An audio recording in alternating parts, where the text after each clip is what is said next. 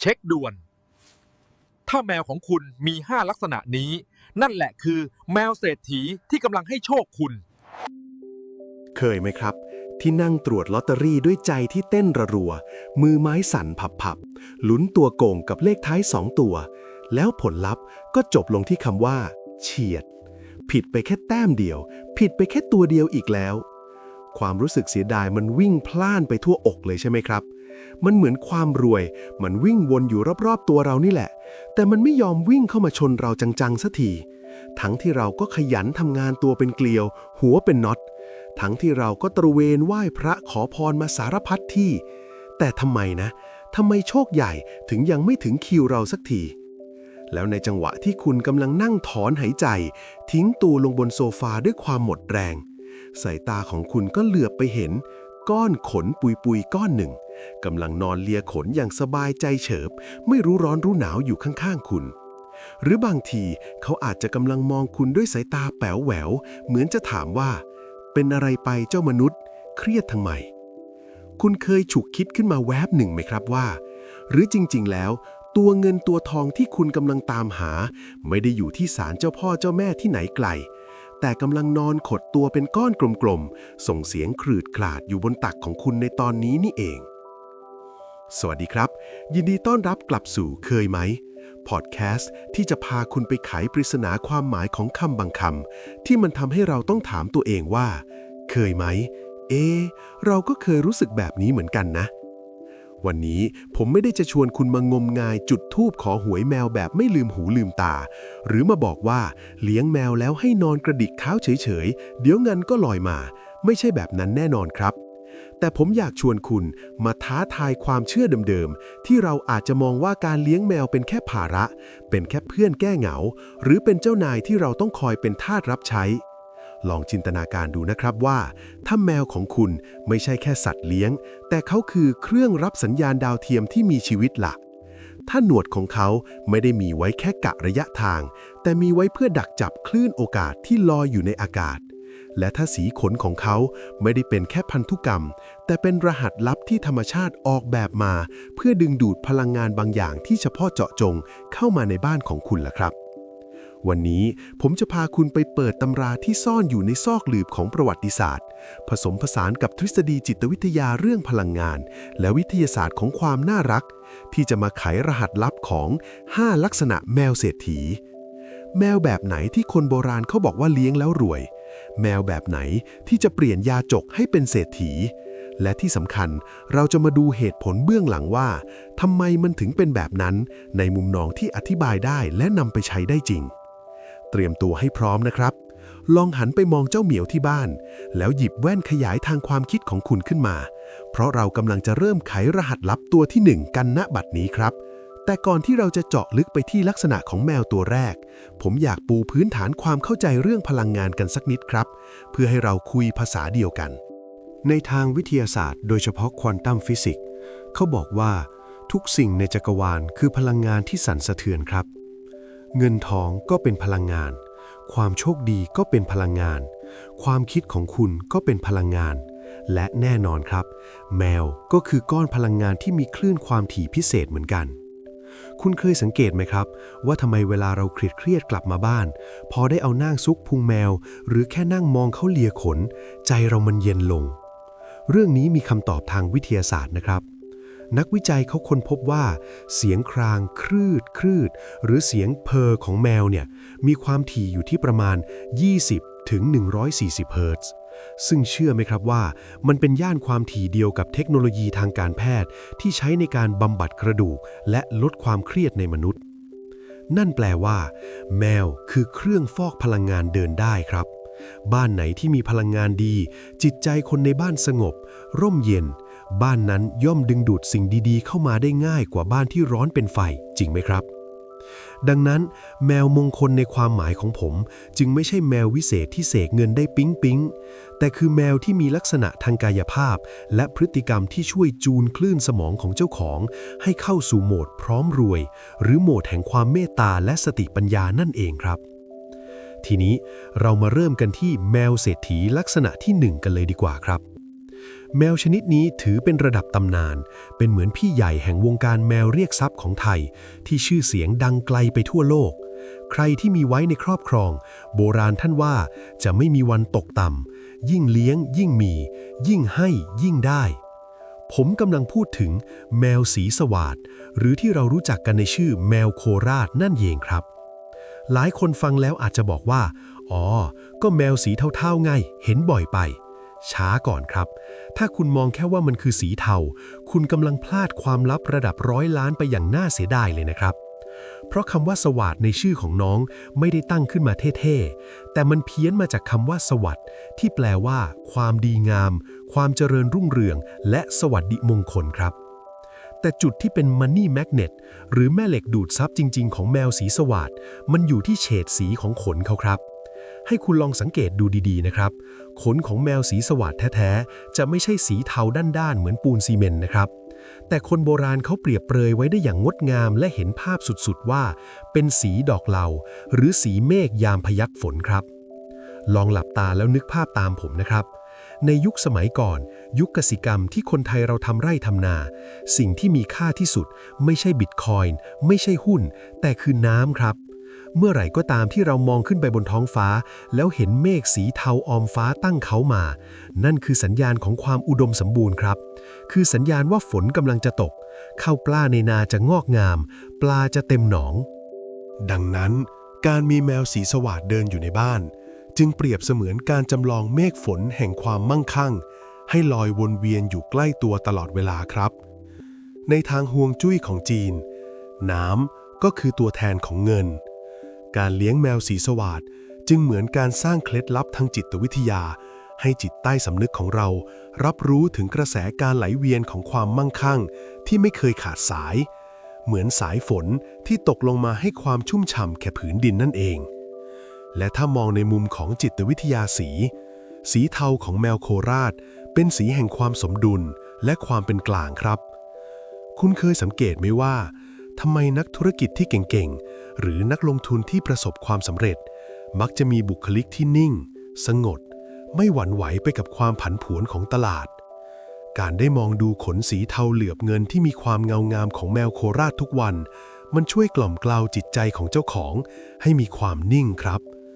ช่วยลดความใจร้อนความวู่วามในการตัดสินใจเรื่องเงินทองใครที่ใจร้อนใครที่ชอบเทหมดหน้าตักลองหาแมวสีสวัสดมาเลี้ยงแล้วฝึกนั่งลูบขนเขายามเช้าดูสิครับพลังงานความสงบจากสีขน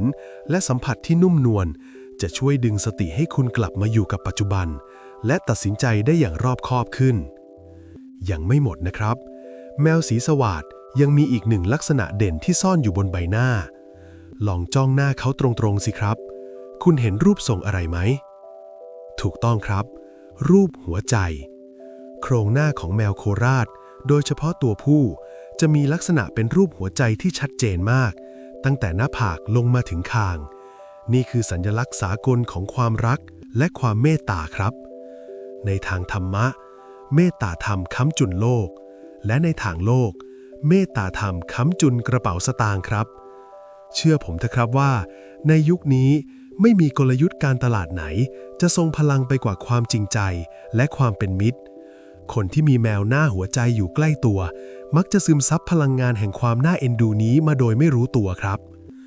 มีเรื่องเล่าจากเจ้าของกิจการท่านหนึ่งที่ผมรู้จักแกเป็นคนดุมากลูกน้องกลัวลูกค้าเกรงแต่พอแกเริ่มเลี้ยงแมวโคราชแกต้องคอยทำเสียง2เสียง3คุยกับแมวหน้าหัวใจทุกวันกินข้าวยังลูกอร่อยไหมครับทำไปทำมานิสัยอ่อนโยนนี้มันติดตัวแกไปใช้ในการเจรจาธุรกิจเฉยเลยครับจากเท่าแก่ขี้โมโหกลายเป็นคนที่รับฟังมากขึ้นยิ้มง่ายขึ้นลูกค้าเห็นก็รู้สึกว่าเข้าถึงง่ายปิดการขายได้ง่ายขึ้นนี่แหละครับคืออานิสงส์ของการเลี้ยงแมวมงคลที่เห็นผลทันตาเห็นโดยไม่ต้องรอถูกหวยรางวัลที่1เพราะบุคลิกภาพที่เปลี่ยนไปคือใบเบิกทางสู่โอกาสใหม่ๆที่เงินทองซื้อไม่ได้สรุปง่ายๆสำหรับแมวเศรษฐีตัวแรกแมวสีสวัสดคือตัวแทนของความอุดมสมบูรณ์และความรักครับใครที่รู้สึกว่าชีวิตแห้งแล้งงานเงินฝืดเคืองหรือเป็นคนแข็งกระด้างจนคนรอบข้างหนีหาย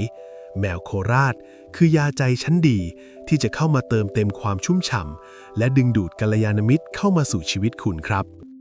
แต่เดี๋ยวก่อนครับ ถ้าคุณคิดว่าแมวสีสวาทยังว้าวไม่พอ หรือถ้าคุณรู้สึกว่าชีวิตของคุณไม่ได้ต้องการแค่ความรัก แต่ต้องการเกราะป้องกันภัยอันตราย หรือต้องการใครสักคนที่มาช่วยปัดเป่าความโชคร้ายที่เข้ามาเกาะกินชีวิตคุณอยู่ตอนนี้ คุณต้องมารู้จักกับแมวตัวที่2ครับ แมวที่มักจะถูกเข้าใจผิดมากที่สุดในโลก ถูกใส่ร้ายป้ายสีจากหนังฮอลลีวูดว่าเป็นสัญลักษณ์ของแม่มดหรือความน่ากลัว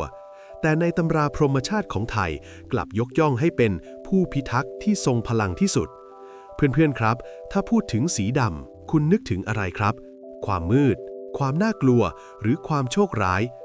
เชื่อผมเถอะครับว่าภาพจำเหล่านั้นมันคือสิ่งที่ถูกสร้างขึ้นมาทีหลัง โดยเฉพาะจากหนังฝรั่งที่ชอบวาดภาพให้แมวดำเป็นสัตว์เลี้ยงของแม่มด เป็นตัวแทนของปีศาจหรือเป็นลางร้ายที่จะนำพาความโชคร้ายมาให้ แต่ถ้าเราย้อนเวลากลับไปดูภูมิปัญญาของบรรพบุรุษไทยเรา หรือแม้แต่อารยธรรมอียิปต์โบราณ คุณจะพบความจริงที่กลับตาลปัดเลยครับ เพราะในมุมมองของปราชญ์ผู้รู้แจ้ง สีดำไม่ใช่สีแห่งความชั่วร้าย แต่มันคือสีแห่งอำนาจ สีแห่งความลึกลับ และที่สำคัญที่สุด มันคือสีแห่งการปกป้องครับ นี่คือเหตุผลที่แมวเศรษฐีลักษณะที่2อย่างแมวโกนจา หรือแมวดำปลอด ถึงได้ถูกจัดให้อยู่ในทำเนียบแมวมงคลชั้นสูง ที่คนโบราณท่านย้ำนักย้ำหนาว่า แมวนี้คือยอดมงคลดลบันดาลให้เป็นเศรษฐีมีอำนาจวาสนาคำว่าโกนจานั้นมีความหมายที่สื่อถึงท่วงท่าการเดินที่สง่างามครับบางก็เปรียบว่าเดินเหมือนสิงโตบางก็ว่าเดินเยื้องย่างเหมือนนกกระเรียนคือมีความมั่นคงหนักแน่นและดูน่าเกรงขามลองสังเกตดูสิครับแมวดำมักจะมีกล้ามเนื้อที่ชัดเจนมีความปราดเปรียวและมีสายตาที่เด็ดเดี่ยวกว่าแมวสีอื่นทำไมผมถึงบอกว่าแมวโกนจาคือผู้พิทักษ์หรือ The Protector เราลองมาดูในมุมของวิทยาศาสตร์กายภาพกันสักนิดครับ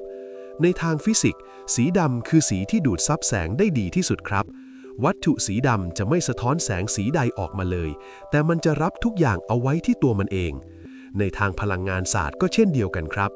คนโบราณเขาฉลาดมากเขามองว่าแมวโกนจาที่มีสีดำสนิททั้งตัวเปรียบเสมือนหลุมดำหรือ Black Hole ที่คอยดูดซับพลังงานลบดูดซับความเครียดความกังวลหรือสิ่งอัปมงคลต่างๆที่ลอยวนเวียนอยู่ในบ้านไม่ให้ไปกระทบถึงตัวเจ้าของคุณเคยไหมครับที่กลับมาจากที่ทำงานด้วยความรู้สึกหนักอึ๋งเหมือนแบกโลกทั้งใบไว้บนบ่าโดนเจ้านายด่าลูกค้าเทงานหรือเจอเรื่องแย่ๆมาตลอดทางแต่พอเปิดประตูบ้านเข้ามาเจอเจ้าโกนจาเดินมาคลอเคลียเอาตัวสีดำนุ่มๆของมันมาถูไถที่ขาคุณความรู้สึกหนักอึ๋งเหล่านั้นมันดูเหมือนจะเบาบางลงนั่นไม่ใช่แค่ความน่ารักนะครับแต่มันคือกระบวนการถ่ายเทพลังงานครับแมวโกนจาทำหน้าที่เหมือนสายดินที่คอยรับกระแสไฟส่วนเกินหรือพลังงานด้านลบออกจากตัวคุณแล้วแปลเปลี่ยนมันให้กลายเป็นความว่างเปล่านี่คือเหตุผลว่าทำไมบ้านที่มีแมวดำถึงมักจะร่มเย็นและคนในบ้านมักจะแคล้วคลาดจากภัยอันตรายแบบเส้นยาแดงผ่าแปดอยู่บ่อยครั้งและถ้าเรามองให้ลึกลงไปอีกในโลกของธุรกิจและการลงทุนสีดำคือสัญลักษณ์ของความมั่งคั่งระดับสูงครับลองดูบัตรเครดิตระดับสูงสุดสิครับส่วนใหญ่เป็นสีอะไรบัตร Black Card ใช่ไหมครับรถประจำตำแหน่งของผู้นำประเทศหรือมหาเศรษฐีส่วนใหญ่ก็สีดำสูตรที่ใส่แล้วดูภูมิฐานน่าเชื่อถือที่สุดก็คือสูตรสีดำดังนั้นการเลี้ยงแมวโกนจาจึงเป็นการเสริมฮวงจุ้ยด้านบารมีและอำนาจโดยตรงครับใครที่เป็นหัวหน้าคนใครที่ต้องคุมลูกน้องเยอะๆหรือใครที่ต้องตัดสินใจเรื่องใหญ่ๆที่มีความเสี่ยงสูงพลังงานความหนักแน่นของแมวโกนจาจะช่วยเสริมความเด็ดขาดให้กับคุณทำให้คำพูดของคุณมีน้ำหนักลูกน้องเกรงใจและศัตรูไม่กล้าเข้ามาวุ่นวายแต่เดี๋ยวก่อนครับความพิเศษของแมวโกนจาไม่ได้จบแค่ที่สีขนความลับระดับสุดยอดที่ทำให้แมวชนิดนี้เป็นแมวเศรษฐีตัวจริงเสียงจริงมันซ่อนอยู่ที่ดวงตาครับตำราพรหมชาติระบุไว้ชัดเจนมากครับว่าแมวโกนจาแท้ต้องมีในตาสีดอกบวบแรกแย้มคุณลองจินตนาการภาพตามผมนะครับดอกบวบที่กำลังบานสะพรั่งมันจะมีสีเหลืองทองอร่ามสว่างสดใสแล้วลองนึกภาพดวงตาสีเหลืองทองคู่นั้นตัดกับขนสีดำสนิทราวกับรัตติการ มันเหมือนอะไรครับ ใช่แล้วครับ มันเหมือนดวงจันทร์วันเพ็ญที่ลอยเด่นอยู่กลางท้องฟ้าที่มืดมิดหรือเปรียบเสมือนทองคำที่ซ่อนอยู่ในเหมืองถ่านหินนี่คือปรัชญาที่ลึกซึ้งมากนะครับดวงตาของแมวโกนจาสอนให้เรารู้จักมองเห็นโอกาสในวิกฤตครับในขณะที่คนอื่นมองเห็นแต่ความมืดมนมองเห็นแต่ปัญหามองเห็นแต่เศรษฐกิจแย่ๆแต่คนที่มีจิตวิญญาณแบบแมวโกนจาจะมีสายตาที่เฉียบคมเหมือนดวงตาคู่นั้นเขาจะมองเห็นแสงสว่างแห่งโอกาสที่คนอื่นมองข้ามเขาจะเห็นช่องทางทำกำไรในตลาดขาลงและเขาสามารถขุดหาทองคำได้ในที่ที่คนอื่นบอกว่ามีแต่ความว่างเปล่าในทางจิตวิทยาเราเรียกสิ่งนี้ว่าเลเซอร์โฟกัสหรือการจดจ่อที่แม่นยำครับแมวดำเป็นนักล่าที่เก่งกาจมากเวลาที่มันจ้องเหยื่อมันจะนิ่งสนิทกลมกลืนไปกับความมืดดวงตาคู่นั้นจะไม่ละสายตาจากเป้าหมายแม้แต่วินาทีเดียวมันจะไม่วู่วามกระโจนออกไปพร่ำเพรื่อแต่มันจะรอจนกว่าจังหวะเวลาจะสมบูรณ์แบบที่สุดแล้วค่อยลงมือตะปบทีเดียวอยู่คุณผู้ฟังลองนำวิธีคิดแบบแมวโกนจาไปใช้กับการทำงานหรือการลงทุนดูสิครับอย่าเป็นนักลงทุนที่ตื่นตูมวิ่งตามกระแสเหมือนแมวไล่จับแสงเลเซอร์แต่จงเป็นนักล่าที่สุขุมซุ่มรออยู่ในความเงียบศึกษาข้อมูลให้รอบด้านรอจนกว่าราคาจะลงมาถึงจุดที่คุณมั่นใจรอจนกว่าโอกาสจะเปิดกว้างแล้วค่อยทุ่มทรัพยากรลงไปอย่างมั่นใจและเด็ดขาดนี่แหละครับคือวิถีของเศรษฐีที่แท้จริงไม่ใช่คนที่เสียงดังที่สุดแต่คือคนที่นิ่งที่สุดและคมที่สุดครับและมีอีกเรื่องหนึ่งที่ผมอยากจะฝากไว้สำหรับใครที่กำลังลังเลว่าจะเลี้ยงแมวดำดีไหมเพราะกลัวคำโบราณที่ว่าแมวดำข้ามศพแล้วจะเกิดเรื่องหรือกลัวสายตาคนรอบข้างที่จะมองว่าเราเล่นของผมอยากบอกว่าการที่คุณกล้าเลี้ยงแมวดำท่ามกลางสังคมที่ยังมีความเชื่อผิดๆนั่นแสดงว่าคุณมีคุณสมบัติข้อแรกของคนรวยแล้วครับนั่นคือความกล้าที่จะแตกต่างคนส่วนใหญ่ในโลกนี้จนเพราะเขาคิดเหมือนกันทำเหมือนกันและกลัวในสิ่งที่คนอื่นบอกให้กลัวแต่คนส่วนน้อยที่รวยล้นฟ้าคือคนที่กล้าเดินสวนทางครับถ้าคุณสามารถมองข้ามอคติและมองเห็นความงามของแมวดำได้แสดงว่าใจคุณกว้างขวางและมีปัญญาที่เหนือกว่าความงมงายและเมื่อคุณมอบความรักให้กับสิ่งที่คนอื่นรังเกียจ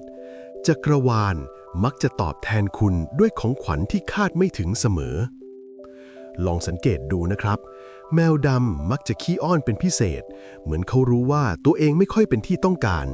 เขาเลยพยายามทำตัวน่ารักเพื่อมัดใจเจ้าของ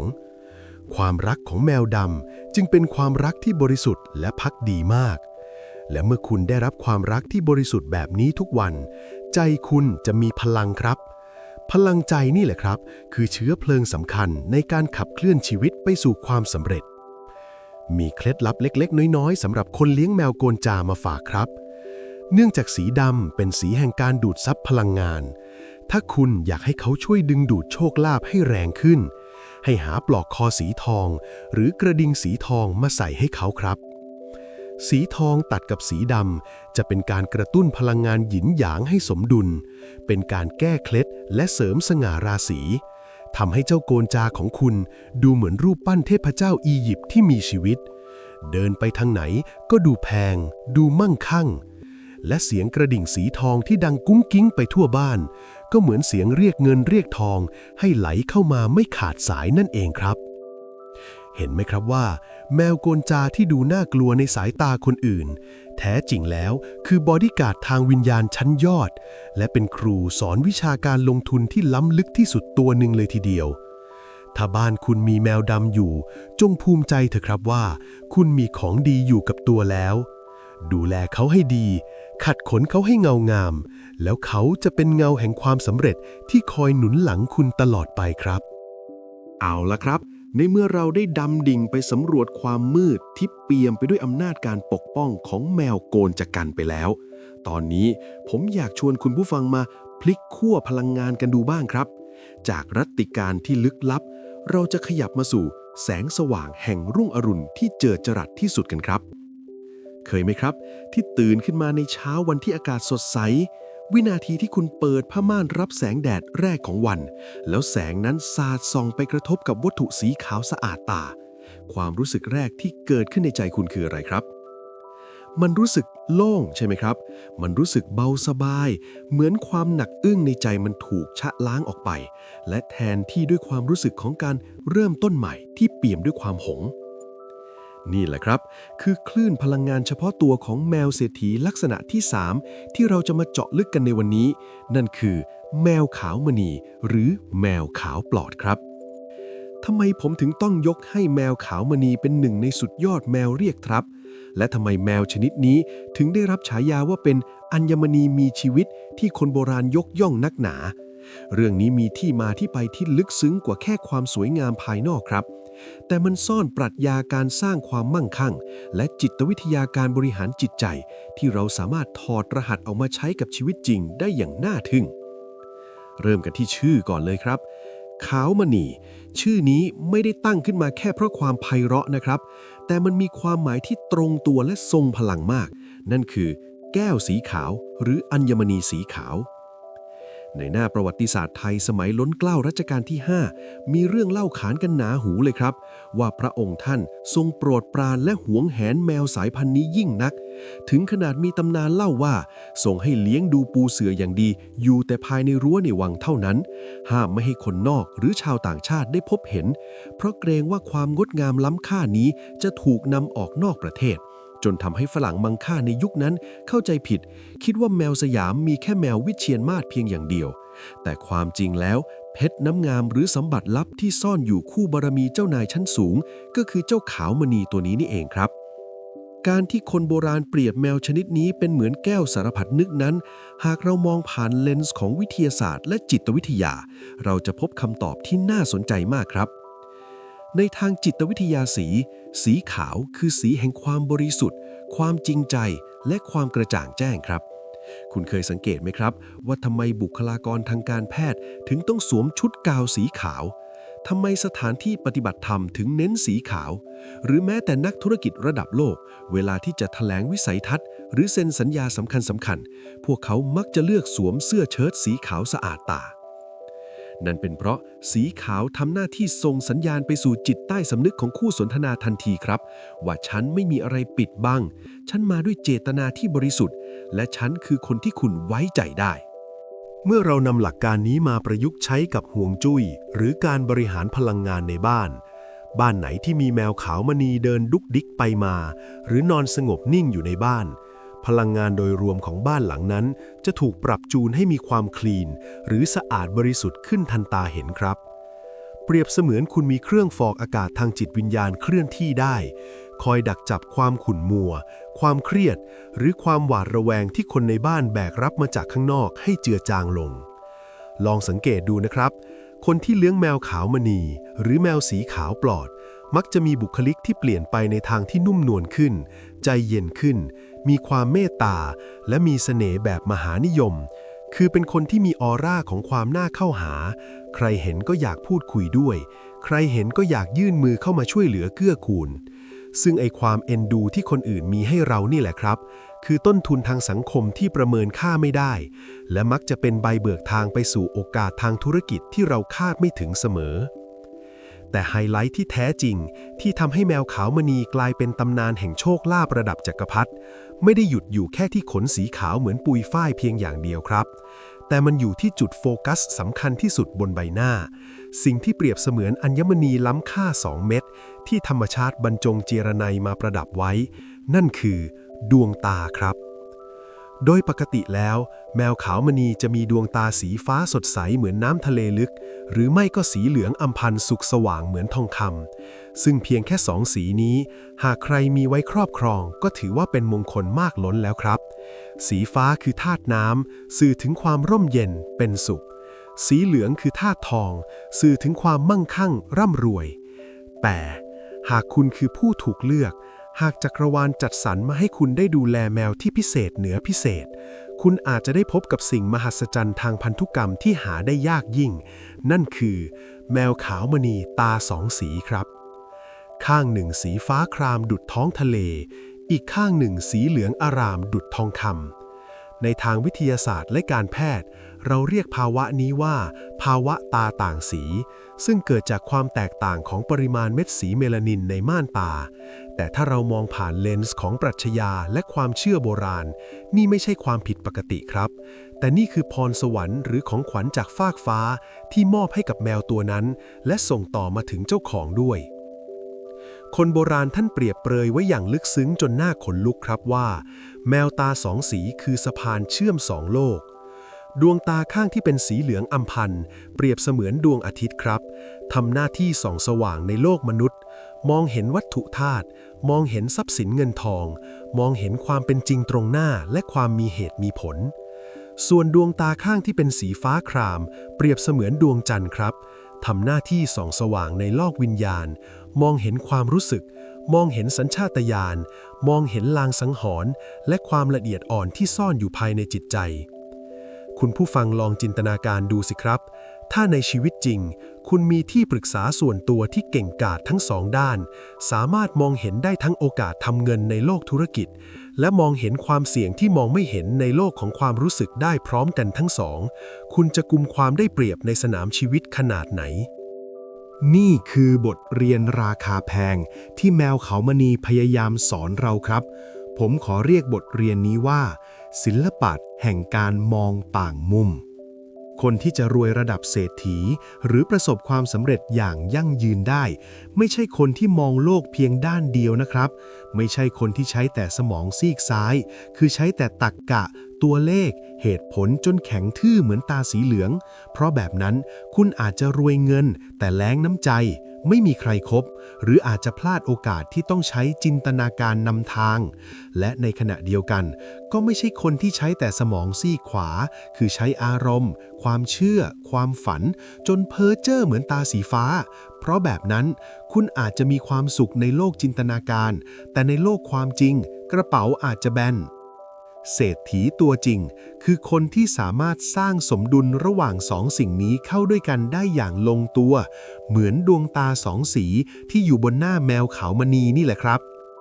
เคยไหมครับที่คุณต้องตัดสินใจเรื่องใหญ่ๆข้อมูลตัวเลขในมือกลางออกมาแล้วบอกว่ากำไรแน่ๆแต่ลึกๆในใจมันมีเสียงเล็กๆหรือที่เรียกว่าสัญชาตญาณเตือนว่าอย่าพึ่งมันมีอะไรแปลกๆแล้วสุดท้ายคุณเลือกที่จะไม่ฟังเสียงนั้นแล้วก็เจ็บตัวจริงๆหรือบางครั้งคุณใช้อารมณ์อยากได้นำหน้าจนลืมดูความเป็นจริงในบัญชีธนาคารการเลี้ยงแมวขาวมณีจึงเป็นกุศโลบายเตือนใจชั้นยอดครับทุกครั้งที่คุณกลับมาบ้านแล้วอุ้มเขาขึ้นมาสบตาให้ระลึกไว้เสมอว่าจงใช้ตาทั้งสองข้างในการมองโลกถ้าคุณเป็นนักเจรจาต่อรองเป็นเซลล์หรือเป็นเจ้าของกิจการลองฝึกวิชาเสน่ห์แมวขาวดูครับเวลาคุณมองลูกค้าอย่ามองแค่ว่าเขาคือเป้าหมายยอดขายซึ่งเป็นมุมมองตาสีเหลืองแต่ให้มองลึกลงไปถึงหัวใจของเขามองให้เห็นความกังวลความต้องการและความเป็นมนุษย์ของเขาซึ่งเป็นมุมมองตาสีฟ้าเมื่อไหร่ก็ตามที่คุณสามารถใช้ตาสองสีในการทำธุรกิจคือใช้ทั้งสมองที่เฉลียวฉลาดคิดกลยุทธ์และหัวใจที่เปี่ยมเมตตาในการดูแลลูกค้าควบคู่กันไปคุณจะกลายเป็นผู้มีเสน่ห์ดึงดูดที่ใครๆก็อยากร่วมงานด้วยเหมือนที่เจ้าขาวมณีมักจะเป็นดาวเด่นที่เรียกร้องความสนใจได้เสมอคุณจะได้ไม่แค่เงินครับแต่คุณจะได้ใจและการได้ใจคนคือรากฐานของความมั่งคั่งที่ไม่มีวันหมดและผมมีเคล็ดลับการมูหรือการจูนพลังงานกับแมวขาวมณีมาฝากครับเป็นเทคนิคกึ่งสมาธิที่ผมรับรองว่าทำแล้วเห็นผลเรื่องความสบายใจและความเฉียบคมทางคิดแน่นอนเทคนิคนี้เรียกว่าสมาธิเพ่งตาแมวครับในยามที่คุณรู้สึกมืด8ด้านเครียดจากงานคิดอะไรไม่ออกสมองตื้อไปหมดอย่าเพิ่งฝืนนั่งจมอยู่กับหน้าจอคอมพิวเตอร์ครับให้คุณลุกออกมาวางมือจากทุกอย่างแล้วไปอุ้มเจ้าขาวมณีขึ้นมาหรือแมวสีขาวตัวไหนก็ได้ที่คุณมีครับพลังความบริสุทธิ์ของสีขาวใช้แทนกันได้พาเขาไปนั่งในที่เงียบๆสบายๆประคองหน้าเขาขึ้นมาแล้วจ้องมองเข้าไปในดวงตาที่ใสกระจ่างคู่นั้นครับหายใจเข้าลึกๆ จินตนาการว่าความขุ่นมัว ความกังวล และความสับสนวุ่นวายในหัวสมองของคุณกำลังไหลออกไปผ่านลมหายใจออก แล้วถูกแทนที่ด้วยแสงสีขาวอันบริสุทธิ์และนุ่มนวลจากตัวแมวที่ไหลย้อนกลับเข้ามาหาคุณ ให้ความขาวและความใสซื่อบริสุทธิ์ของเขาช่วยชำระล้างจิตใจของคุณให้ว่างเปล่า เหมือนกระดาษสีขาวแผ่นใหม่ที่ยังไม่มีรอยขีดเขียน ความว่างเปล่านี่แหละครับคือกุญแจสำคัญ เพราะในทางพุทธศาสนาและทางจิตวิทยา ปัญญามักจะเกิดในขณะที่จิตว่าง เบาสบาย ไม่ยึดติด บ่อยครั้งที่คำตอบที่คุณตามหามาทั้งวัน มันจะปิ้งแวบขึ้นมาเองดื้อๆในวินาทีนี้แหละครับ วินาทีที่คุณสบตากับความไร้เดียงสาของธรรมชาติ เหมือนการรีสตาร์ทคอมพิวเตอร์ที่ค้างให้กลับมาทำงานได้ลื่นไหลอีกครั้ง และสำหรับสายมูตัวจริง มีเกร็ดความเชื่อโบราณที่เล่าสืบต่อกันมาว่า หากในคืนวันพระจันทร์เต็มดวง แสงจันทร์สาดส่องลงมาที่ตัวแมวขาวมณีจนขนของเขาดูเป็นประกายเหลือบเงิน และคุณเห็นดวงตาของเขาสะท้อนแสงวาววับ ให้รีบตั้งจิตอธิษฐานขอพรทันทีครับ เพราะเชื่อกันว่านั่นคือช่วงเวลาที่ประตูมิติเปิดกว้างที่สุด คลื่นพลังงานของดวงจันทร์ซึ่งแทนสัญชาตญาณและดวงอาทิตย์ซึ่งแทนความมั่งคั่งมาบรรจบกัน ใครที่ขอพรด้วยจิตที่บริสุทธิ์เหมือนสีขนแมวมักจะได้รับข่าวดีหรือมีโชคลาภเข้ามาอย่างน่าอัศจรรย์เห็นไหมครับคุณผู้ฟังว่าเรื่องราวของแมวขาวมณีไม่ใช่แค่เรื่องของแมวสวยงามราคาแพงที่เอาไว้โชว์บารมีแต่แก่นแท้ของมันคือเรื่องของการบริหารจัดการสภาวะจิตใจและการปรับมุมมองของเราล้วนๆเลยครับทั้งแมวสีสวาดผู้มั่งคั่งด้วยเมฆฝนและความรักแมวโกนจาผู้พิทักษ์ที่เปลี่ยนความกลัวเป็นความกล้าและแมวขาวมณีผู้นำทางด้วยแสงสว่างและปัญญาทั้ง3สายพันธุ์นี้ล้วนเป็นมรดกทางวัฒนธรรมและภูมิปัญญาไทยที่ล้ำค่าที่สอนให้เรารู้จักรหัสลับแห่งความสำเร็จผ่านสิ่งมีชีวิตที่ใกล้ชิดเราที่สุดถึงตรงนี้ผมเชื่อว่าคุณผู้ฟังหลายท่านอาจจะกำลังรู้สึกกังวลลึกๆในใจหรืออาจจะกำลังก้มมองเจ้าเหมียวที่นอนอยู่ข้างๆแล้วถอนหายใจออกมาเบาๆว่าโถฟังมาก็เคลิ้มดีหรอกนะแต่แมวที่บ้านฉันมันไม่ใช่แมวไทยพันธุ์แท้ไฮโซแบบนั้นน่ะสิมันเป็นแมวพันทาง100%เก็บมาจากวัดบ้างหลงมาจากไหนไม่รู้ลายเปรอะเลอะเทอะไปหมดไม่เห็นจะเข้าข่าย3เทพเจ้าแมวที่ว่ามาเลยแบบนี้ฉันก็หมดสิทธิ์รวยสิ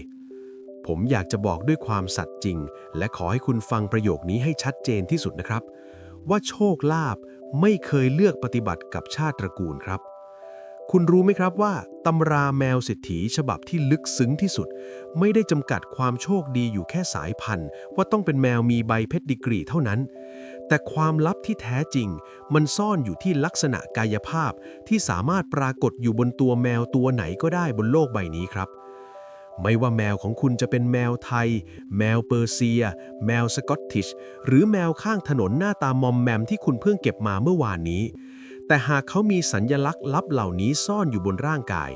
เขาก็คือพญาแมวที่จำแรงกายมาให้โชคคุณไม่ต่างจากแมวพันธุ์ดีราคาเหยียบแสนเลยครับดังนั้นอย่าเพิ่งน้อยใจและอย่าเพิ่งมองข้ามเจ้าตัวเล็กที่คุณเลี้ยงอยู่เพราะบางทีสมบัติที่คุณตามหาอาจจะซ่อนอยู่ในหางที่เขากระดิกอยู่ทุกวัน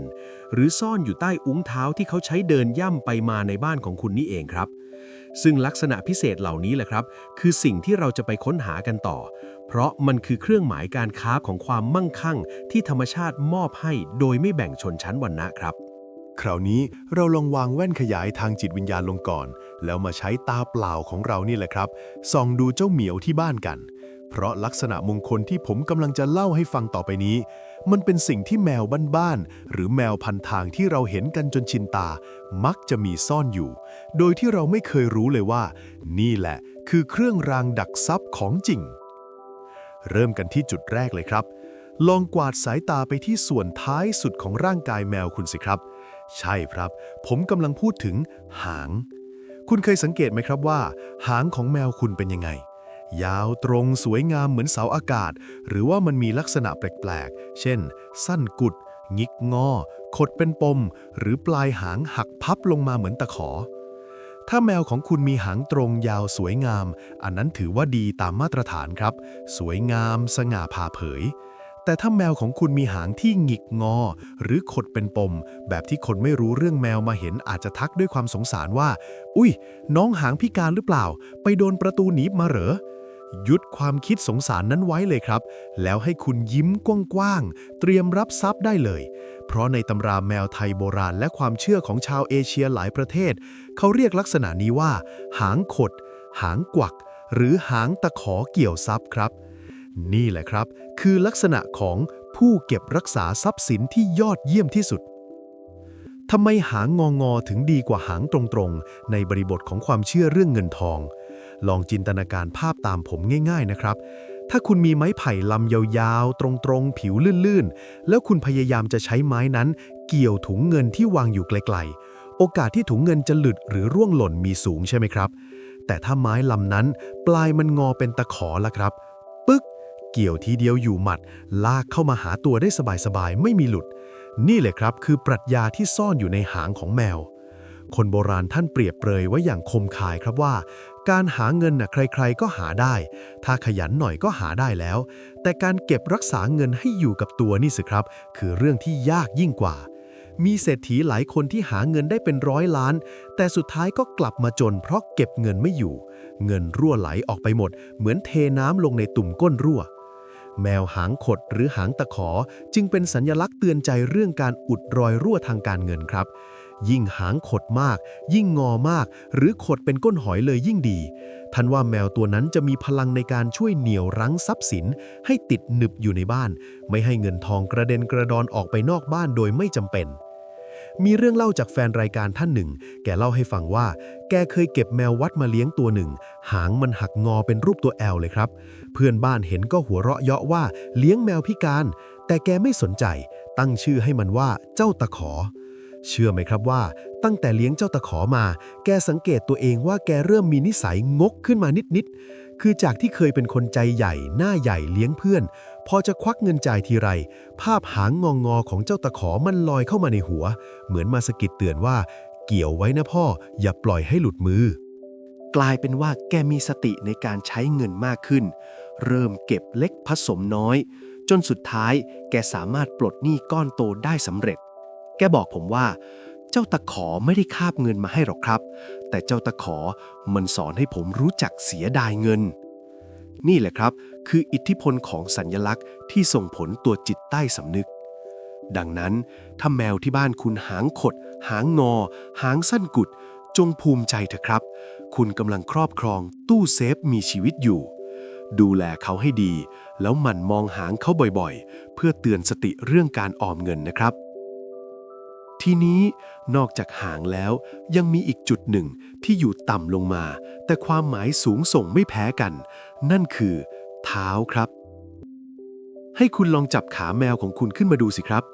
แมวบางตัวจะมีสีขนที่เท้าแตกต่างจากสีตัวโดยเฉพาะลักษณะที่เรียกว่าแมวใส่ถุงเท้าขาวคือตัวอาจจะเป็นสีดำสีส้มหรือสีสลิดเข้มๆแต่ตรงปลายเท้าทั้ง4ข้างกลับมีสีขาวสะอาดเหมือนใส่ถุงเท้าหรือรองเท้าบูทสีขาวตัดกันฉับไวลักษณะแบบนี้คนโบราณเรียกว่าจตุบาทหรือแมวสีเท้าด่างครับทำไมลักษณะนี้ถึงเป็นแมวเศรษฐีคุณผู้ฟังครับในสมัยก่อนคนที่จะใส่ถุงเท้าหรือใส่รองเท้าที่สะอาดสะอ้านได้ส่วนใหญ่คือขุนนางหรือคฤหบดีที่ไม่ต้องเดินย่ำโคลนตมครับดังนั้นแมวที่มีหลายถุงเท้าขาวจึงถูกมองว่าเป็นแมวผู้ดีแมวที่มีบุญวาสนาจะนำพาความสง่างามและเกียรติยศมาสู่เจ้าของแต่ในมุมมองของจิตวิทยาความสำเร็จผมอยากให้คุณมองลึกลงไปที่ความหมายของการเดินครับเท้าคืออวัยวะที่ใช้ในการเคลื่อนที่ใช้ในการก้าวเดินไปข้างหน้าแมวที่มีถุงเท้าขาว4ข้างเปรียบเสมือนผู้ที่มีย่างก้าวที่มั่นคงและบริสุทธิ์ในทางธรรมะการที่แมวมีเท้าสีขาวสะอาดมันสะท้อนถึงการทำมาหากินที่สุจริตครับคือมือสะอาดเท้าสะอาดโบราณท่านเชื่อว่าแมวลักษณะนี้จะกวักเรียกทรัพย์สินที่ขาวสะอาดเข้ามาในบ้านจะไม่นำเงินร้อนหรือเงินที่ได้มาจากการโกงใครเข้ามา และถ้าคุณสังเกตพฤติกรรมของแมวเวลาเขาเดินยังไงครับใช่ครับเขาเดินเบามากแมวเป็นสัตว์ที่ย่างเท้าได้เงียบกริบแทบไม่ได้ยินเสียงนี่คือบุคลิกของเศรษฐีตัวจริงครับ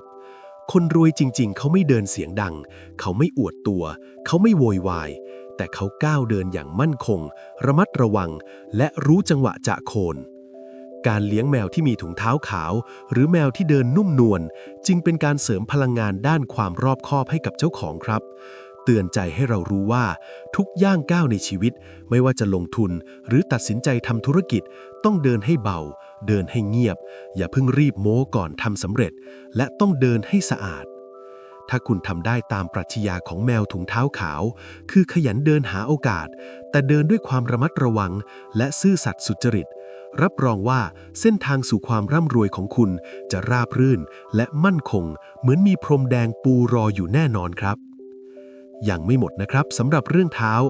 ให้คุณลองพลิกอุ้งเท้าของน้องดูด้วยครับถ้าแมวตัวไหนมีอุ้งเท้าสีชมพูแล้วบังเอิญมีจุดแต้มสีดำหรือสีเข้มๆปรากฏอยู่ตรงกลางอุ้งเท้าเหมือนมีเหรียญบาทแปะอยู่หรือมีเม็ดกระดุมติดอยู่โบราณเรียกลักษณะนี้ว่าอุ้งเท้าดอกบัวหรือเหยียบกองเงินกองทองครับเปรียบเสมือนว่าทุกก้าวย่างของแมวตัวนี้เหยียบไปตรงไหนก็เกิดดอกออกผลเป็นเงินเป็นทองตรงนั้นเป็นลักษณะที่หาได้ยากพอสมควรในแมวทั่วไปถ้าใครเจอว่าแมวที่บ้านมีจุดแต้มกลางอุ้งเท้าแบบนี้ให้รีบจุ๊บเท้าเขาเลยครับเพราะถือว่าเป็นมงคลสูงสุดเป็นสัญลักษณ์ของการจับอะไรก็เป็นเงินเป็นทองเห็นไหมครับว่าทั้งหางขดและถุงเท้าขาวหรืออุ้งเท้าแต้มล้วนเป็นลักษณะที่เราสามารถพบเห็นได้ทั่วไปในแมวไทยพันทางแมววัดหรือแมวข้างถนนบางทีเจ้ามอมแมมที่คุณเก็บมาเลี้ยงจากกองขยะอาจจะมีหางที่ขดเป็นก้นหอยสวยงามยิ่งกว่าแมวประกวดและอาจจะมีถุงเท้าขาวครบ4ข้างที่ใส่เดินนวยนาฏอยู่ในบ้านของคุณมาตั้งนานแล้วสิ่งที่ผมอยากจะเน้นย้ำก็คือสมบัติที่ล้ำค่าที่สุดมักซ่อนอยู่ในสิ่งที่ดูธรรมดาที่สุดครับเรามักจะมองหาความพิเศษจากภายนอกมองหาของแพงๆมองหาอะไรที่มันดูหรูหราแต่ความจริงแล้วธรรมชาติได้ซ่อนรหัสแห่งความมั่งคั่งไว้ในความไม่สมบูรณ์แบบเหล่านี้แหละครับหางที่ดูเหมือนหักคือตะขอที่แข็งแกร่งที่สุดในการเกี่ยวรั้งความมั่งคั่งเท้าที่ดูเหมือนเปื้อนสีคือรองเท้าบูทแห่งความวิริยะอุตสาหะที่จะพาคุณเดินไปสู่ความสำเร็จดังนั้นผมอยากให้คุณลองเดินไปหาเจ้าเหมียวที่บ้านไม่ว่าเขาจะเป็นแมวพันธุ์อะไรหน้าตาแบบไหนลองจับหางเขาดูเบาๆลองลูบเท้าเขาดูแล้วบอกกับตัวเองว่านี่คือหุ้นส่วนชีวิตของฉันนี่คือครูที่สอนให้ฉันรู้จักเก็บออมและก้าวเดินอย่างมั่นคงการที่คุณเปลี่ยนมุมมองที่มีต่อตำหนิให้กลายเป็นจุดเด่นได้นั่นแสดงว่าคุณได้ติดตั้งวิธีคิดแบบคนรวยเรียบร้อยแล้วครับเพราะคนรวยคือคนที่มองเห็นโอกาสในจุดที่คนอื่นมองเห็นแต่ปัญหาและเมื่อคุณเริ่มมองเห็นความพิเศษในตัวแมวของคุณความรักและความภูมิใจที่คุณมีให้เขามันจะพุ่งสูงขึ้นครับและเชื่อผมเถอะครับว่าพลังงานความรักนี่แหละคือเชื้อเพลิงชั้นดีที่จะดึงดูดสิ่งดีๆเข้ามาในบ้านแต่การสำรวจร่างกายของเจ้าเหมียวยังไม่จบลงแค่นี้นะครับเรายังเหลือจิ๊กซอว์ชิ้นสำคัญที่ซ่อนอยู่ในจุดที่ลึกลับกว่านั้นจุดที่คนทั่วไปมองไม่เห็นและต้องอาศัยความกล้าในการเข้าไปสำรวจครับหลังจากที่เราได้สำรวจภายนอกกันไปจนทั่วแล้วทั้งสีขนหางและเท้าซึ่งเป็นสิ่งที่ใครๆก็มองเห็นได้ง่ายๆแต่คุณผู้ฟังเชื่อไหมครับว่าของมีค่าที่สุดมักจะไม่ถูกวางโชว์ไว้หน้าบ้านหรอกครับแต่มันมักจะถูกเก็บซ่อนไว้อย่างมิดชิดในตู้เซฟหรือในห้องลับที่ต้องมีกุญแจเฉพาะเท่านั้นถึงจะไขเข้าไปดูได้ในตัวของแมวก็เช่นเดียวกันครับธรรมชาติได้ซ่อนรหัสลับแห่งความมั่งคั่งเอาไว้ในจุดที่เราคาดไม่ถึงจุดที่ต้องอาศัยความใกล้ชิดความไว้วางใจและความกล้าของเจ้าของถึงจะมีสิทธิ์ได้เห็นมันและจุดที่ว่านี้มันซ่อนอยู่ในอวัยวะที่สำคัญที่สุดสำหรับการดำรงชีวิตของเขานั่นคือปากและแผ่นหลังครับผมอยากชวนคุณผู้ฟังมาสวมบทบาทเป็นนักล่าสมบัติกันสักนิดครับเราจะเริ่มจากถ้ำมังกรกันก่อน ใช่ครับผมกำลังพูดถึงการง้างปากแมวดูเพดานปากครับหลายคนฟังแล้วอาจจะร้องเฮ้ยจะดีเหรอพี่เดี๋ยวโดนงับนิ้วนะใจเย็นๆนะครับเราต้องทำด้วยความนุ่มนวลและทำตอนที่เขากำลังอารมณ์ดีหรือตอนที่เขากำลังหาวก็ได้ครับสิ่งที่เรากำลังมองหาคือลักษณะที่ตำราพรหมชาติและเซียนแมวรุ่นเก่าเรียกว่าเพดานปากลายมังกรหรือร่องซับมังกรครับโดยปกติแล้วถ้าคุณลองสังเกตเพดานปากของแมวทั่วไปมันก็จะมีลวดลายเป็นคลื่นๆหรือเป็นร่องๆอยู่แล้วใช่ไหมครับซึ่งนั่นเป็นเรื่องปกติทางกายภาพที่ช่วยในการกินอาหารแต่สำหรับแมวเศรษฐีนั้นลวดลายตรงนี้จะมีความพิเศษกว่าปกติครับลักษณะของลายมังกรที่ว่านี้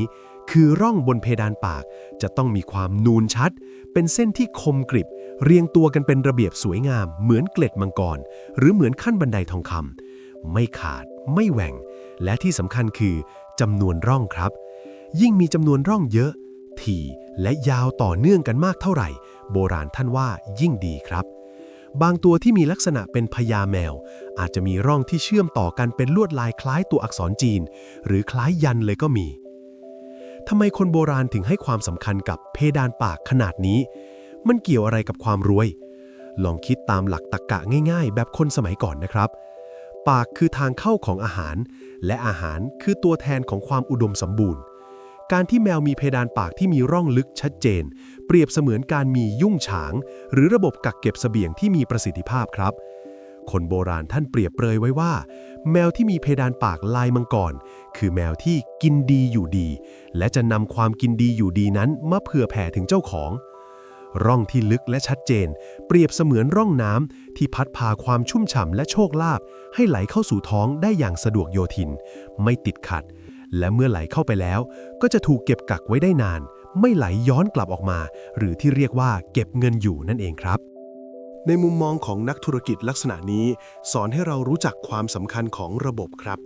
การจะมีเงินไหลเข้ากระเป๋าอย่างต่อเนื่องได้นั้นไม่ได้ขึ้นอยู่กับว่าเราหาเก่งแค่ไหน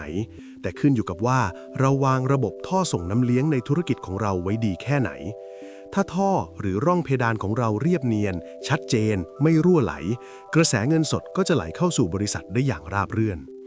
และในอีกมุมหนึ่งที่น่ารักมากๆคือมีความเชื่อว่าแมวที่มีเพดานปากสวยๆเวลาเขาร้องเมี้ยวๆหรือเวลาเขาคาบอะไรเข้ามาในบ้านเขาจะคาบแต่สิ่งมงคลเข้ามาครับจะไม่คาบงูเงี้ยวเขี้ยวขอหรือเรื่องเดือดร้อนใจเข้ามาให้เจ้าของต้องปวดหัวเรียกว่าเป็นปากพารวยหรือวาจาสิทธิ์นั่นเอง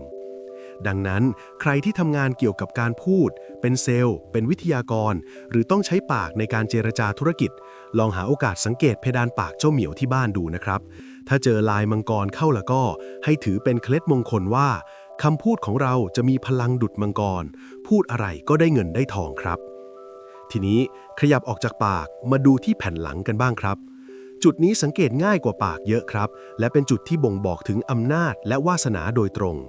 ให้คุณลองลูบหลังแมวของคุณดูครับหรือสังเกตลวดลายของสีขนบนหลังเขาให้ดีๆสิ่งที่เรากำลังตามหาคือลักษณะที่เรียกว่าแมวหลังอ่านหรือลายอ่านหมาครับ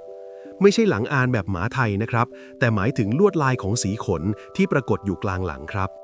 ถ้าแมวของคุณมีสีพื้นตัวเป็นสีขาวหรือสีอ่อนแต่ตรงกลางหลังดันมีแต้มสีเข้มเช่นสีดำสีเทาหรือสีส้มที่มีรูปร่างคล้ายอ่านม้าที่พาดอยู่กลางตัว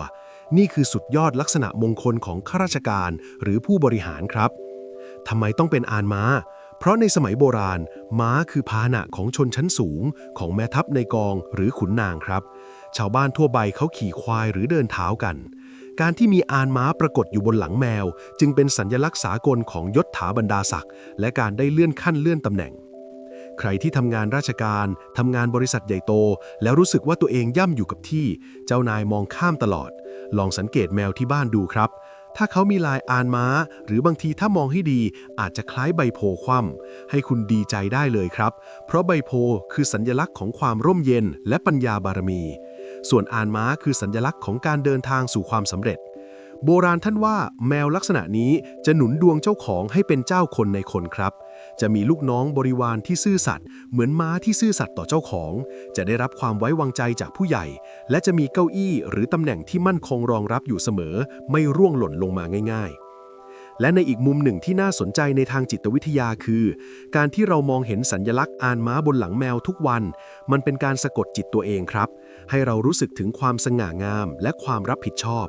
เวลาเราเห็นแมวเดินยืดตัวโชว์ลายหลังสวยๆใจเรามันจะฮึกเหิมรู้สึกอยากจะพัฒนาตัวเองให้สมกับเป็นผู้นำคนอยากจะทำงานให้เก่งขึ้นเพื่อที่จะได้ขี่ม้าแห่งความสำเร็จนั้นบ้างเห็นไหมครับว่า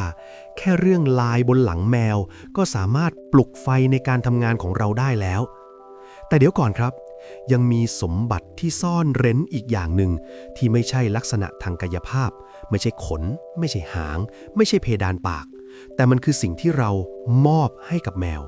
และสิ่งนี้แหละครับคือตัวกำหนดชะตาชีวิตทางการเงินของคุณและแมวได้มากที่สุดสิ่งนั้นคือชื่อที่คุณตั้งให้เขาครับเรื่องนี้เป็นวิทยาศาสตร์ทางสมองผสมกับจิตวิทยาภาษาศาสตร์ล้วนๆเลยครับคุณเคยได้ยินคำว่าวาจาศิษย์ไหมครับวาจาศิษย์ไม่ได้เกิดจากเวทมนต์แต่มันเกิดจากการย้ำคิดย้ำทำของสมองเราครับลองคิดดูนะครับถ้าคุณตั้งชื่อแมวว่าไอ้เน่าไอ้เปียกมอมแมมภาระหรือไอ้ดื้อทุกครั้งที่คุณเรียกเขาไอ้เน่ามากินข้าวหรือไอ้ดื้ออย่าเพิ่งมากวนสมองของคุณกำลังบันทึกคำว่าเน่าคำว่าดื้อลงไปในจิตใต้สำนึกวันละหลาย10 รอบและตามกฎของแรงดึงดูดและการทำงานของสมองจะพยายามมองหาหลักฐานมายืนยันว่าชีวิตของคุณมันเน่าและเต็มไปด้วยภาระจริงๆตามที่คุณพูดกรอกหูตัวเองอยู่ทุกวันผลลัพธ์คืออะไรครับคุณก็จะรู้สึกเหนื่อยหน่ายกับชีวิตรู้สึกว่าเงินทองมันหายากรู้สึกว่ามีแต่เรื่องวุ่นวายก็เพราะคุณโปรแกรมสมองตัวเองด้วยถ้อยคำลบๆผ่านชื่อแมวอยู่ตลอดเวลาโดยไม่รู้ตัวไงครับในทางกลับกันเศรษฐีหรือคนที่มีวิสัยทัศน์เขาจะใช้ชื่อแมวเป็นเครื่องมือในการแฮ็กสมองตัวเองครับทำไมคนสมัยก่อนหรือคนจีนถึงชอบตั้งชื่อหมาแมวว่าเจ้าถุงทองเจ้ามั่งมีนำโชคอังเปาหรือชื่ออัญมณีอย่างเพชรพลอยทับทิมไม่ใช่เพราะเขาเชยนะครับแต่เพราะเขาฉลาดล้ำลึกมากทุกครั้งที่คุณเรียกถุงทองมาหาแม่เร็วลูกมั่งมีกินข้าวครับเท่ากับคุณกำลังตะโกนบอกจักรวาลและบอกสมองตัวเองว่าฉันมีถุงทองฉันมั่งมีวันละ10 รอบ20 รอบปีหนึ่ง365 วันคุณพูดคำว่ามั่งมีใส่ตัวเองเป็นพันๆครั้งพลังของคำพูดเหล่านี้แหละครับที่จะค่อยๆเปลี่ยนโครงสร้างความคิดของคุณเปลี่ยนคลื่นพลังงานรอบตัวคุณจากคนที่รู้สึกขาดแคลนให้กลายเป็นคนที่รู้สึกเหลือเฟือเมื่อใจคุณรู้สึกรวยเพราะแมวชื่อรวยการกระทำของคุณก็จะมั่นใจแบบคนรวยและผลลัพธ์ที่เป็นเม็ดเงินก็จะตามมาในที่สุดมีเคสจริงจากเพื่อนรุ่นน้องผมคนหนึ่งครับแกเก็บแมวข้างถนนมาเลี้ยงตอนแรกกะจะตั้งชื่อว่าโควิดเพราะเก็บมาช่วงระบาดพอดีแต่ผมเบรกไว้ทันบอกว่าเฮ้อย่าหาทำตั้งชื่ออัปมงคลแบบนั้นเดี๋ยวชีวิตก็ติดขัดไปหมดหรอกลองเปลี่ยนใหม่สิให้ตั้งชื่อว่าเจ้ากู้วิกฤตหรือเอาแบบน่ารักว่าเจ้ามีตังค์ดีกว่าไหมสรุปแกเลือกชื่อมีตังค์ครับเชื่อไหมครับว่าช่วงแรกๆแกเรียกแมวทีไรแกก็ขำตัวเองมีตังค์มานี่ซิฟทั้งที่กระเป๋าแบนแต่พอเรียกไปนานๆเข้าเวลาแกเครียดเรื่องเงินแกจะหันไปเห็นเจ้ามีตังค์นอนกลิ้งอยู่แกจะรู้สึกว่าอย่างน้อยเราก็ยังมีเจ้ามีตังค์อยู่ข้างๆวะความรู้สึกดีๆเล็กๆน้อยๆแค่นี้แหละครับที่ช่วยประคองใจแกให้ผ่านช่วงเวลาที่ยากลำบากมาได้จนตอนนี้ธุรกิจแกฟื้นตัวและมีตังค์จริงๆสมชื่อแมวไปแล้วดังนั้นการตั้งชื่อแมวจึงไม่ใช่เรื่องเล่นๆนะครับแต่มันคือศาสตร์แห่งการสร้างโลกของคุณเองถ้าวันนี้แมวของคุณชื่อยังฟังดูเศร้าหมองหรือฟังดูเป็นอัปมงคลผมแนะนำว่าเปลี่ยนเถอะครับไม่ต้องกลัวแมวจะงงแมวเขาจำคลื่นเสียงและความเมตตาในน้ำเสียงของคุณมากกว่าตัวอักษรครับลองเปลี่ยนชื่อเขาเป็นสิ่งที่คุณปรารถนาจะเห็นในชีวิตคุณสิครับถ้าอยากรวยให้ตั้งชื่อกำไรเศรษฐีดอลลาร์ยูโรถ้าอยากมีความสุขให้ตั้งชื่อพอใจรื่นเริงแฮปปี้หรือถ้าอยากให้สุขภาพดีให้ตั้งชื่อแข็งแรงอายุยืนและทุกครั้งที่คุณเอ่ยชื่อเขาให้เอ่ยด้วยรอยยิ้มและความเชื่อมั่นว่าชื่อนั้นคือกุญแจดอกสำคัญที่จะไขสมบัติที่ซ่อนเร้นในชีวิตของคุณออกมาสรุปแล้วนะครับสมบัติที่ซ่อนเร้นที่เราคุยกันมาไม่ได้หมายถึงแค่เพดานปากที่เป็นลายมังกรหรือหลังที่เป็นอานม้าเพียงอย่างเดียวแ แต่สมบัติที่แท้จริงคือความช่างสังเกตและความใส่ใจของคุณครับเศรษฐีทุกคนบนโลกนี้ล้วนมีนิสัยเหมือนกันอย่างหนึ่งคือพวกเขาใส่ใจในรายละเอียดที่คนอื่นมองข้ามพวกเขาเห็นลายมังกรในที่ที่คนอื่นเห็นแค่ปากแมวพวกเขาเห็นโอกาสก้าวหน้าในที่ที่คนอื่นเห็นแค่หลังแมวและพวกเขาเห็นพลังของคำพูดในที่ที่คนอื่นเห็นแค่ชื่อเรียกเล่นๆครับการที่คุณยอมเสียเวลามานั่งง้างปากแมวดูหรือมานั่งพินิจพิเคราะห์ลายขนบนหลังแมวมันคือการฝึกฝนจิตใจให้มีความละเอียดอ่อนละเมียดละไมและเมื่อคุณนำความละเอียดอ่อนนี้ไปใช้กับการทำงานหรือการดูแลลูกค้าความสำเร็จย่อมเป็นของคนที่ใส่ใจมากกว่าเสมอครับแมวหนึ่งตัวจึงเปรียบเสมือนแบบฝึกหัดเล่มใหญ่ที่ธรรมชาติส่งมาให้เราฝึกฝนวิชาเศรษฐีครับวิชาที่ว่าด้วยการมองให้ลึกฟังให้ชัดและพูดแต่สิ่งที่ดีจงภูมิใจในสมบัติที่คุณมีอยู่นะครับไม่ว่าแมวของคุณจะมีลายมังกรหรือไม่หรือจะมีหลังอานม้าหรือไม่นั่นไม่ใช่สาระสำคัญที่สุดเพราะทันทีที่คุณตั้งชื่อเขาด้วยความรักและเรียกขานเขาด้วยความหวังดีเขาได้กลายเป็นสมบัติล้ำค่าที่ไม่มีเงินจำนวนใดในโลกจะซื้อได้แล้วครับและนั่นคือจุดเริ่มต้นของความมั่งคั่งที่ยั่งยืนที่สุดคือความมั่งคั่งในหัวใจของคุณเองครับตลอดทางที่ผ่านมาเราได้ร่วมกันค้นหาและถอดรหัสแมวเศรษฐีกันมาอย่างละเอียดละออตั้งแต่สีขนที่เป็นดั่งเมฆฝนสีตาที่เชื่อมต่อสองโลกหางตะขอที่เกี่ยวซับไปจนถึงลายมังกรในปากที่ซ่อนเร้นตอนนี้เหมือนเราได้ประกอบตัวเครื่องรับสัญญาณความมั่งคั่งเสร็จสมบูรณ์แล้วครับเรามีแมวที่เรารักเรามีชื่อที่เป็นมงคลและเรามีชุดความคิดของการชั่งสังเกตที่ยอดเยี่ยมแต่เครื่องรับสัญญาณที่ดีย่อมทำงานไม่ได้เต็มประสิทธิภาพครับหากขาดระบบปฏิบัติการที่ถูกต้องและขาดจังหวะเวลาในการกดปุ่มสตาร์ทเครื่องตอนนี้ผมจะไม่ได้มาพูดถึงลักษณะภายนอกของแมวแล้วครับแต่ผมจะพาคุณดำดิ่งลงไปสู่ห้วงเวลาและคลื่นความถี่ที่ทรงพลังที่สุดที่จะเปลี่ยนแมวธรรมดาของคุณให้กลายเป็นเสาสัญญาณที่เชื่อมต่อคุณเข้ากับจักรวาลแห่งความอุดมสมบูรณ์คุณพร้อมที่จะรับกุญแจดอกสุดท้ายหรือยังครับกุญแจที่จะไขประตูบานที่หนักที่สุดนั่นคือประตูแห่งจุดวิญญาณของคุณเองเรามาเริ่มกันที่เรื่องของเวลากันก่อนครับคุณเคยได้ยินประโยคที่ว่านกที่ตื่นเช้าคือนกที่ได้กินหนอนไหมครับแต่สำหรับคนเลี้ยงแมวสายหมู่ผมอยากจะเปลี่ยนประโยคนี้ว่าทาสที่ตื่นพร้อมแมวคือทาสที่จะได้กินกำไรคำโตช่วงเวลาที่ผมกำลังพูดถึงนี้ไม่ใช่ตอนเช้า6 โมงหรือ7 โมงนะครับแต่มันคือช่วงเวลาอาถรรพ์ที่คนโบราณเรียกว่ายาม3หรือเวลาประมาณตี3ครับทำไมต้องตี3ทำไมไม่เป็นเวลาอื่นในทางวิทยาศาสตร์สมองช่วงเวลาประมาณตี3ถึงตี4เป็นช่วงที่คลื่นสมองของมนุษย์เรามักจะอยู่ในสภาวะที่เรียกว่าเทตาหรือกึ่งหลับกึ่งตื่นครับเป็นสภาวะที่จิตสำนึกที่เต็มไปด้วยตรรกะเหตุผลความกังวลและเสียงรบกวนทางโลกมันพักผ่อนลงเปิดโอกาสให้จิตใต้สำนึกเปิดกว้างที่สุดจิตใต้สำนึกนี่แหละครับคือตัวกำหนดโชคชะตาที่แท้จริงถ้าคุณโปรแกรมอะไรลงไปในเวลานี้มันจะฝังลึกและทำงานรวดเร็วมากแล้วมันเกี่ยวกับแมวยังไงคุณลองสังเกตสิครับเวลาตี3เจ้าเหมียวของคุณทำอะไรอยู่ส่วนใหญ่พวกเขาจะตื่นครับแมวเป็นสัตว์หากินกลางคืนช่วงเวลานี้คือช่วงที่สัญชาตญาณนักล่าของเขาตื่นตัวที่สุดพลังงานของเขาจะพีคที่สุดดวงตาเขาจะเบิกโพลงหูจะตั้งชันรับรู้ทุกความเคลื่อนไหวในขณะที่โลกทั้งโลกกำลังหลับไหลเงียบสงัดไร้คลื่นรบกวนมีแค่คุณกับแมวและความเงียบนี่คือหน้าที่ทองคำครับผมมีพิธีกรรมเล็กๆที่เรียกว่าน้ำมนต์แมว3 นาฬิกามาฝากครับไม่ต้องกลัวนะครับไม่ใช่ไสยศาสตร์มนต์ดำอะไรแต่เป็นกุศโลบายทางจิตวิทยาเพื่อจูนพลังงานของคุณให้ตรงกับแมวและจักรวาลวิธีทำง่ายมากครับหากคืนไหนพี่คุณบังเอิญตื่นมาตอนตี3เพราะปวดเบาหรือเพราะเจ้าเหมียวมาปลุกซึ่งเขาทำบ่อยอยู่แล้วจริงไหมครับอย่าเพิ่งหงุดหงิดครับให้ถือเป็นนิมิตหมายที่เขามาปลุกให้คุณรวยเริ่มจากให้คุณลุกขึ้นมาล้างหน้าล้างตาให้สดชื่นเล็กน้อยจากนั้นให้เทน้ำสะอาดใส่แก้วใบใหม่ เป็นแก้วที่คุณรักและรู้สึกดี แล้วนำไปวางไว้ตรงหน้าเจ้าเหมียวในขณะที่นั่งลงข้างๆเขา ในความมืดสลัวๆนั้นให้สัมผัสขนของเขา พร้อมกับตั้งจิตอธิษฐานหรือพูดคุยกับเขาในใจ บอกเขาว่าขอบคุณนะที่อยู่เคียงข้างกัน ขอพลังจากลูกช่วยนำทางพ่อกับแม่ไปสู่แสงสว่าง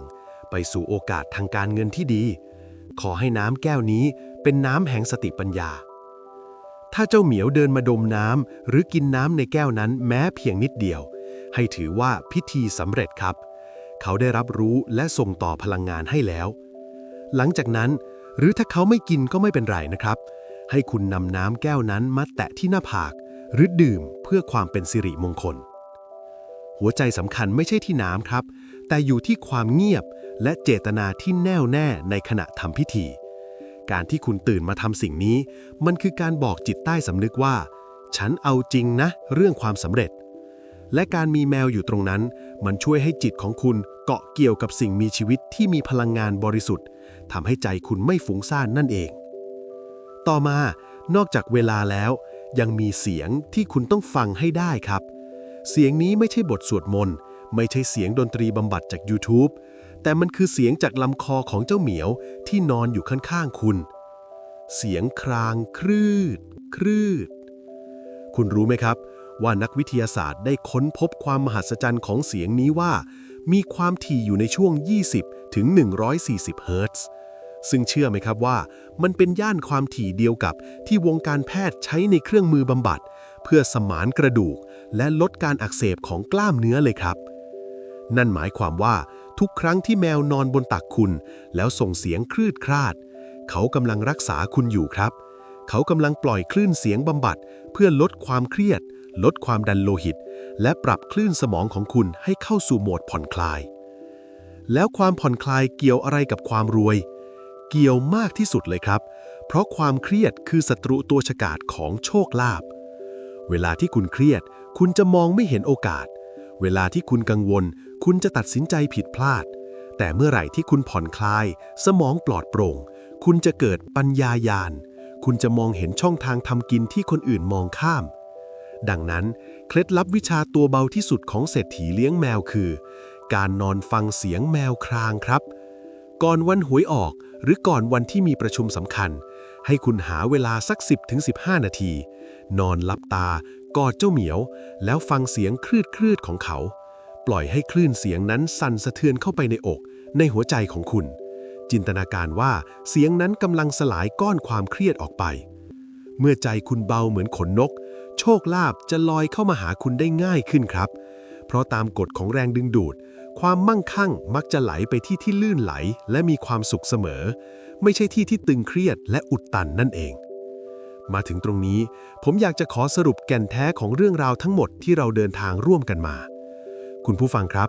จริงอยู่ครับว่าเราคุยกันเรื่องแมวสีสวาดแมวโกนจาแมวขาวมณี